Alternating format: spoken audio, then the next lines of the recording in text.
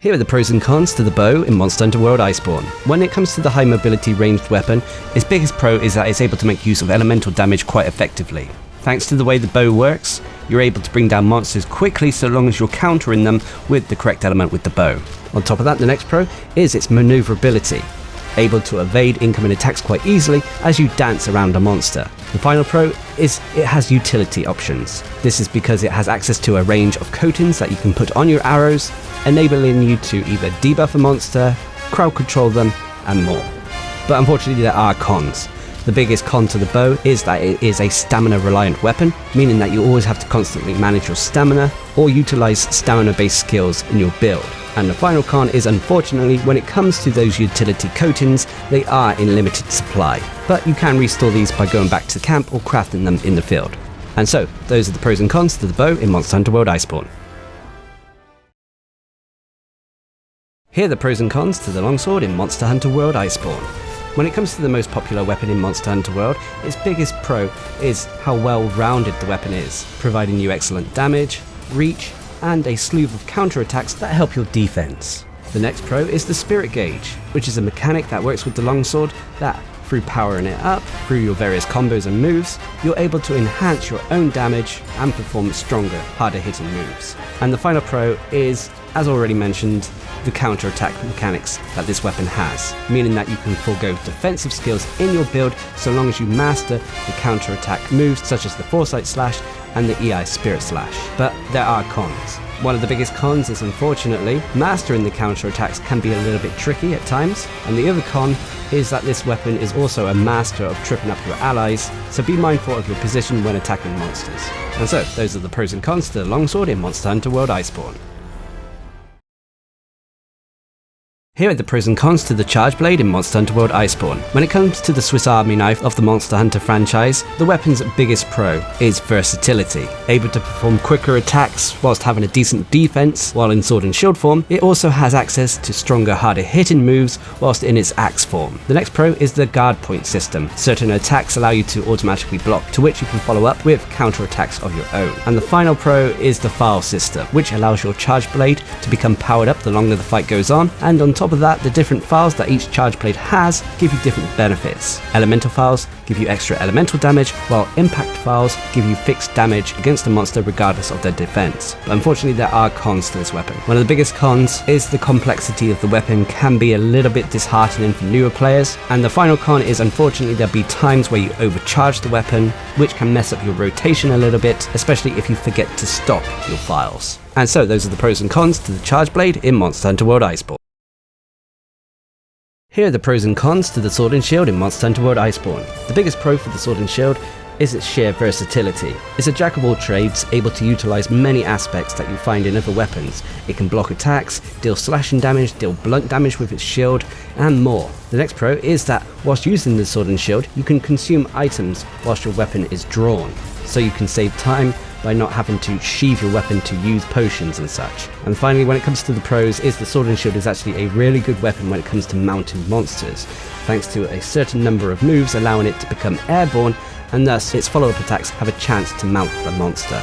But there are cons. The biggest con for the Sword and Shield is, unfortunately, the weapon has an incredibly short reach. And the final con is, although this weapon has the ability to guard, it is a slightly weaker guard when compared to some of the other weapons that utilize shields in the game.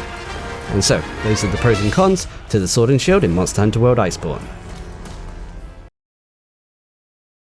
What's up everyone, Darcblade here with the pros and cons to the dual blades in Monster Hunter World Iceborne. When it comes to one of the most anime weapons in the game, its biggest pro is its fast attacks. Whilst individually the attacks aren't the highest, the long combos combined with these fast attacks enable hunters to utilize elements and ailments effectively to rack up the damage. The next pro is its high mobility, allowing the dual blades to quickly get out of the way of attacks as well as keep up with monsters. And then finally for the pros is the Demon and Archdemon modes that enhance your attacks, allowing you to deal more damage, granting you access to stronger hitting moves and more. But unfortunately there are cons. The biggest con for the dual blades is, unfortunately, it's a stamina reliant weapon, meaning that you have to manage your stamina. This can be alleviated slightly through certain consumables and armor skills. And the final con is, unfortunately, the dual blades have a very short reach, meaning that sometimes against certain types of monsters it can be hard to hit certain body parts. And so, those are the pros and cons to the dual blades in Monster Hunter World Iceborne.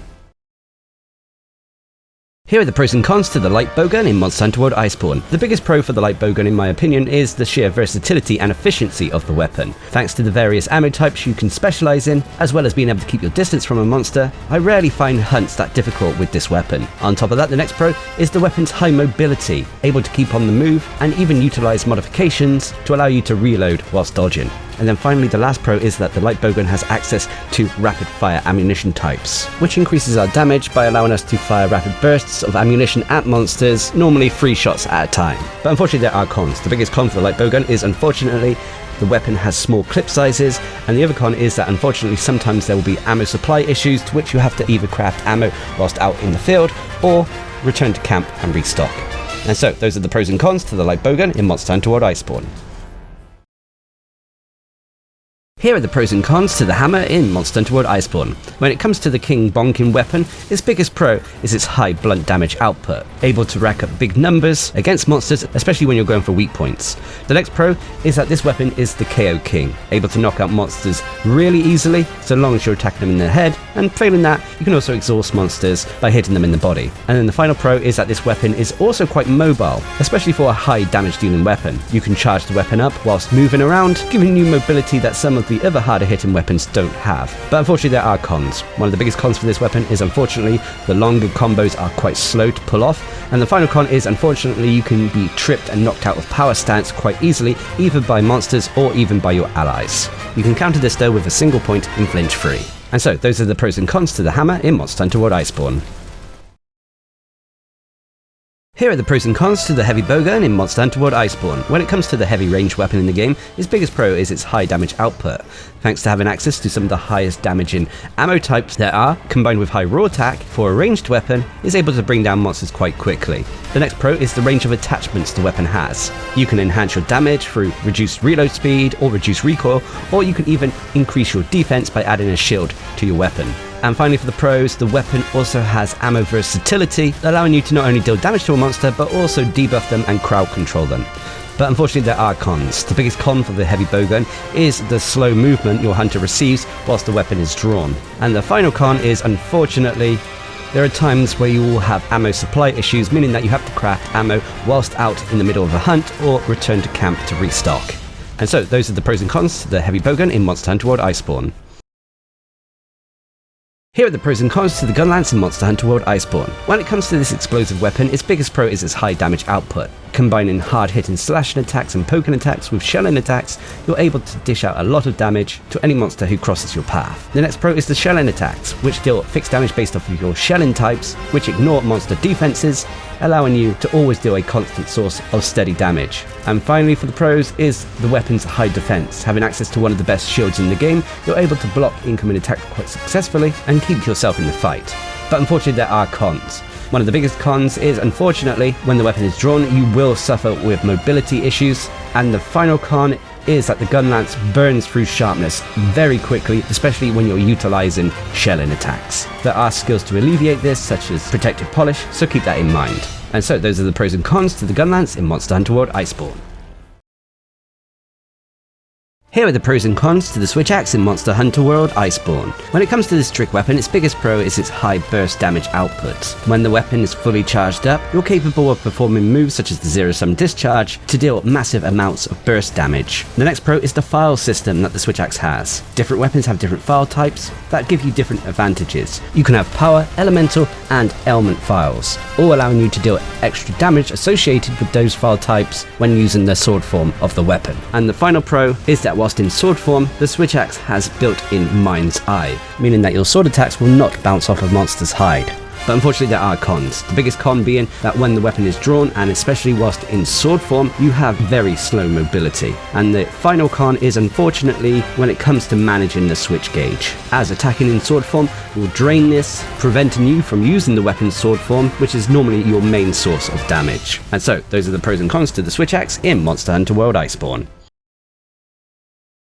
Here are the pros and cons to the Insect Glaive in Monster Hunter World Iceborne. When it comes to the best airborne weapon in the game, one of its biggest pros is its ability to attack fast, meaning that it can easily make use of elements and ailments when taking on monsters. The next pro is the Kinsect, which not only provides our hunter with a variety of buffs enhancing our overall damage and attacks, but it can also be used to aid in attacking the monster itself through blunt and severing attacks.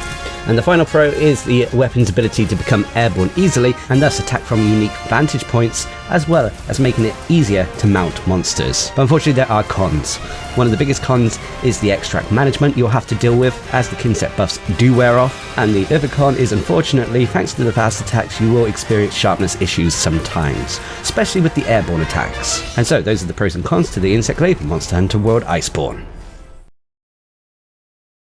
Here are the pros and cons to the Greatsword in Monster Hunter World Iceborne. When it comes to one of the most iconic weapons in the game, its biggest pro is its high damage output. Able to produce some of the biggest numbers in the game, it can be very satisfying. The next pro is the tackle and slinger burst maneuvers the weapon has, allowing you to go into your true charge slash more efficiently and quickly. And then finally, when it comes to the pros, is that the weapon doesn't really lose sharpness that quickly. Thanks to the infrequent hits, you won't see a drain in your sharpness gauge, but you'll also still see a satisfying damage output.